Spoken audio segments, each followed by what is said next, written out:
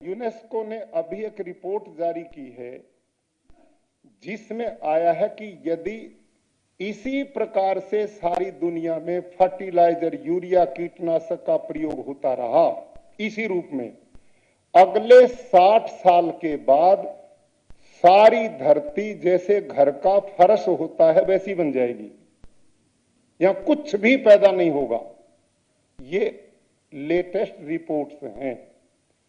इन सब को ध्यान में करते हुए अब हमने रासायनिक खेती के विकल्प की ओर बढ़ना ही पड़ेगा। नहीं गए तो उसके दुष्परिणाम क्या क्या हैं वो मेरे आपके सामने। नंबर 1, ग्लोबल वार्मिंग, जिस चुनौती का इलाज विश्व के किसी भी देश के पास नहीं है। आप सबसे मैं पूछता हूं, हम यहां अंदर बैठे हैं, जोर की बारिश आ जाए, अतिवृष्टि, हम उसको रोक सकते हैं क्या? कोई भयंकर तूफान आए उसको रोक सकते हैं क्या? अति बर्फबारी हो उसे रोक सकते हैं क्या? अति गर्मी पड़ने लगे उसे रोक सकते? उसका कोई इलाज मेरे आप में के पास नहीं। इसका इलाज केवल प्रकृति का सहयोग करने से हो सकता है। हमने प्रकृति का विध्वंस किया, अपने सुख सुविधाओं के लिए उसका विनाश करने का काम किया, इसलिए प्रकृति कुपित होकर ये सारे परिणामों से हमें अवगत करा रही है। और इसका परिणाम क्या हुआ? इस साल उत्तर भारत में 20 से 25% गेहूं का उत्पादन कम हुआ है। क्यों? उन दिनों वातावरण एकदम गर्म हो गया। गेहूं में जो दाना पड़ा था, दूध बना था, उस गर्मी ने उसको सुखा दिया, दाना कमजोर पड़ गया, वेट घट गया और उत्पादन कम हो गया। हाँ या ना किसान बोलेंगे? ये इसका परिणाम है। आने वाले दिनों में ये समस्या बढ़ेगी, कम होने वाली नहीं है। धरती का टेम्परेचर 1 डिग्री भी बढ़ता तो करोड़ों टन उत्पादन कम हो जाएगा, ये साइंटिस्ट लोग बताते हैं। तो इसका विकल्प क्या है? रासायनिक खेती तो अब चलने वाली नहीं है, कारण इससे धरती बंजर हो,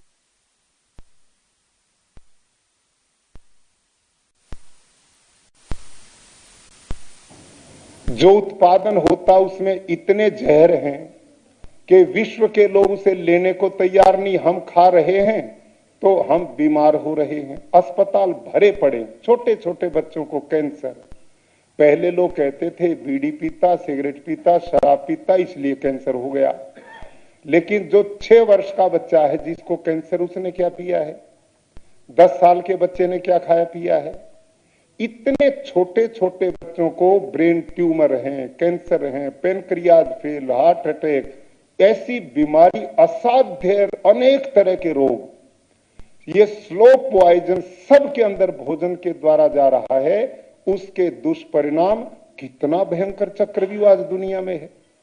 इस समय भारत सरकार का आंकड़ा है 1,60,000 करोड़ रुपए का यूरिया, डीएपी, कीटनाशक विदेश से हमें लेना पड़ता है। और भारत का ये धन हम विदेशों को देते हैं, बदले में ये जहर खरीदते हैं, खेती में डालते हैं, फल साग सब्जियों में डालते हैं, वो जहर युक्त उत्पादन हम खाते हैं, बीमार होकर अस्पतालों में जाते हैं, फिर वहां यही चक्रव्यूह चलता है, धन का, रुपए का, समय खराब, बीमारी से दुख भोग रहे हैं, अरबों रुपया खर्च हो रहा है, हमारे विकास में बाधा हो रही। यदि 1,60,000 करोड़ रुपया हमारा ये बच जाए और अस्पतालों का ये खर्च कम हो जाए और ये सारा धन हमारे विकास में लगे तो हम फिर पुणे सोने की चिड़िया बन सकते हैं। ये एक रास्ता अवरुद्ध हो रहा है। अब इसका निदान क्या है? आज थोड़ी सी स्पष्टता मैं करना चाहूंगा। बहुत प्रबुद्ध लोग बैठे हैं आप सब। रासायनिक खेती के परिणाम ये हैं। अब इसका विकल्प हमने ढूंढा, जैविक खेती। ऑर्गेनिक फार्मिंग, और ये शब्द इतना प्रचलित हो गया कि जब जहर मुक्त खेती की बात आती तो हमारे शब्द पे ऑर्गेनिक ऑर्गेनिक ऑर्गेनिक, जैविक जैविक, यही चलता है। लेकिन ये जैविक खेती क्या है, इसको भी भारत सरकार, प्रदेश सरकार पिछले 30-35 वर्षों से चला रही है पूरे देश में, और इस पे अलग से बजट भी है, कार्य भी हो रहा है। लेकिन कोई सज्जन मेरे को बता दें कि कोई सफल मॉडल इस देश में जैविक के खड़े हुए हों 35 साल में। यदि ये सफल है, क्यों साहब, यदि ये सफल था इतना 35 साल के प्रयत्न के बाद, ऐसे तो मॉडल बनने चाहिए थे ना जिनको देख सकें कि ये प्राकृतिक में क्या नाम जैविक खेती के मॉडल है। अब ये है क्या, मैं खुद एक किसान भी हूं। पूज्य गुरुजी मेरे गुरुकुल में कृपा करके आए थे, देख के आए थे। वहां 1,500 बच्चे 14-15 स्टेट से पढ़ते हैं, उनके लिए 200 एकड़ का मेरे पास खेत का फार्म है। मैं खुद उसमें 25 साल तक ये रासायनिक खेती करता रहा, खुद करवाता रहा, था ही नहीं कोई रास्ता। लेकिन एक कर्मचारी दवाई छिड़कते हुए बेहोश होकर गिर पड़ा तो मेरे को प्रेरणा मिली कि ये स्प्रे करते हुए बेहोश हो गया, तू बच्चों को डायरेक्ट जहर छिड़कवा के खिला रहा है, इससे बड़ा पाप क्या होगा। तो मैंने उस खेती को छोड़ दिया। जैविक खेती मैंने शुरू की 5 एकड़ में, और एग्रीकल्चर डिपार्टमेंट के लोगों से पूरी ट्रेनिंग लेकर के मैंने पहले साल कुछ नहीं पाया। 5 एकड़ में कीट पतंग खा गए, कोई उत्पादन हुआ नहीं, कुछ उसमें खरपतवार हो गया, लेबर लग गई। फिर मैंने दूसरे साल किया, 50% मेरे को मिला। तीसरे साल फिर किया मैंने, 80% के लगभग मिला। लेकिन ना तो मेरा खर्चा कम हुआ, ना मेरा उत्पादन रासायनिक के बराबर आया, मेहनत ज्यादा पड़ी। मेरे मन में विचार आया, तेरे पास तो 200 एकड़ जमीन है गुरुकुल में, जिस किसान के पास है ही 2, 3, 4 एकड़, वो इस जैविक खेती को करेगा और 3 साल यही घाटा होगा तो उसके बच्चों का क्या बनेगा, कैसे इस गुजारे को कर पाएगा। ये फेल मामला। अब मेरे सामने चिंता थी, वापस आता हूं तो वही रासायनिक है, और इसको करता हूं जैविक को तो इसमें घाटा ही घाटा है, लेबर कम नहीं होती, उत्पादन नहीं पूरा मिलता। तो मैंने विचार किया कि इसमें यूरिया डीएपी आधा डाल करके कम से ही काम चलाते हैं, ये विचार मैं कर रहा था। लेकिन इस बीच में पालेकर जी से मेरा परिचय हुआ। मैंने अपने गुरुकुल में 500 किसान इकट्ठे किए, आपकी तरह 5 दिन का एक शिविर लगाया, खुद उसमें कॉपी पेन लेकर बैठा। 5 दिन मैंने पूरी डीप नॉलेज लिया उनसे, प्राकृतिक खेती क्या है। तो मैंने वो 5 एकड़ छोड़ के नए 5 एकड़ लेके फिर मैंने प्राकृतिक खेती शुरू की। अब जब मैंने प्राकृतिक की तो पहले ही साल मेरे को लगभग 90% सफलता मिली, पहले ही वर्ष।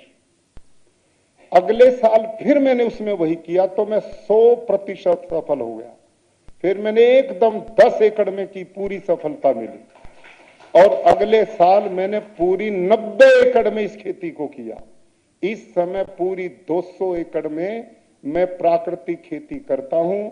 मेरा उत्पादन आप खुद खेत में जाकर के देखें, रासायनिक से बढ़ गया। खर्चा मेरा 0, आमदनी मेरी ज्यादा।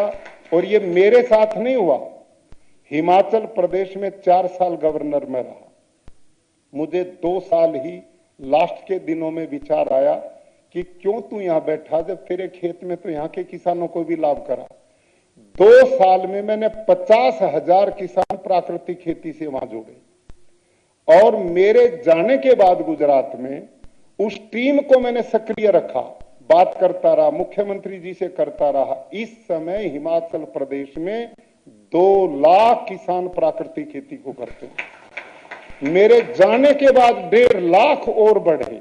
अब आपसे मैं पूछता हूं किसान भाइयों, यदि इसमें नुकसान होता तो कोई किसान करता इस खेती को? भाई तभी तो करेगा जब लाभ होगा। और गुजरात में 2 साल कोरोना खा गया, उसके बाद भी 2 लाख किसान इस समय गुजरात में करते हैं, 5 लाख किसान आंध्र प्रदेश में करते हैं और देश के अन्य भागों में भी बहुत करते हैं। और जिस प्राकृतिक खेती की बात मैं कर रहा हूं, ऐसे आप में जो बैठे हैं कृपया वो हाथ खड़े करें। यही करते हो ना? बहुत अच्छा। अब आप यूं बताओ, आपको कोई घाटा है इसमें? कोई बता सकता जी मेरे कोई नुकसान है? ठीक चल रहा ना काम? और अब सुनिए, जैविक खेती है क्या, इसके मूल सिद्धांत क्या है? जब मैंने जैविक से दुखी हो गया तो मैं उन्हीं साइंटिस्ट के पास गया जिन्होंने मेरे को जैविक के लिए प्रेरित किया था। उनका नाम है doctor Hariom, senior scientist agriculture university Hisar के। मैंने कहा डॉक्टर साहब, आपने मेरे को जैविक खेती की ओर प्रेरित किया, मैंने 3 साल की, इसमें उत्पादन पूरा नहीं, खर्चा कम नहीं, ये कारण क्या है?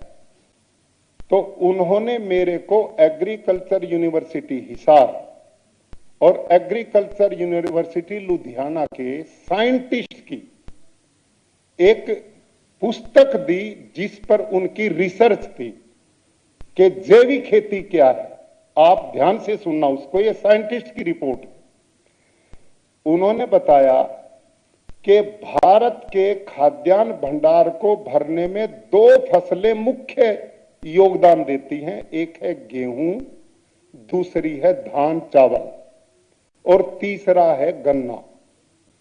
इन तीनों ही फसलों के भरपूर उत्पादन को लेने के लिए 1 एकड़ में 60 किलो नाइट्रोजन डालना पड़ेगा, तब उत्पादन पूरा आएगा। समझ में आई यहां तक बात? भाई मैं मास्टर जी रहा हूं, बच्चे पढ़ाता रहा हूं, चुपचाप मत बैठो मेरी क्लास में, हाँ ना करो, समझ में आनी चाहिए। आप 1 एकड़ में गेहूं धान गन्ना पूरा लेने के लिए साइंटिस्ट कृषि वैज्ञानिकों का कहना कि 60 किलो नाइट्रोजन चाहिए। अब जैविक खेती क्या, सुनो, जैविक खेती यदि आप करते हैं तो 1 टन गोबर की खाद में 2 किलो नाइट्रोजन है। 1 टन गोबर की खाद में तो 60 किलो नाइट्रोजन चाहिए हमें, तो कितना गोबर की खाद डालनी पड़ेगी? 300 क्विंटल। समझ में आई? 1 एकड़ में 300 क्विंटल गोबर की खाद डालोगे तो 60 किलो नाइट्रोजन पूरा होगा, तो उत्पादन पूरा मिलेगा।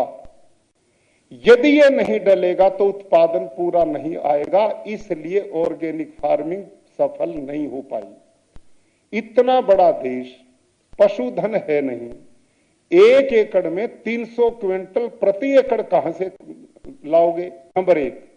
नंबर 2, यदि 300 क्विंटल 1 एकड़ में इतना डाल दिया खाद तो उसमें कितनी गैसेज पैदा होंगी, और वो मीथेन जैसी गैसेज सारी उड़ के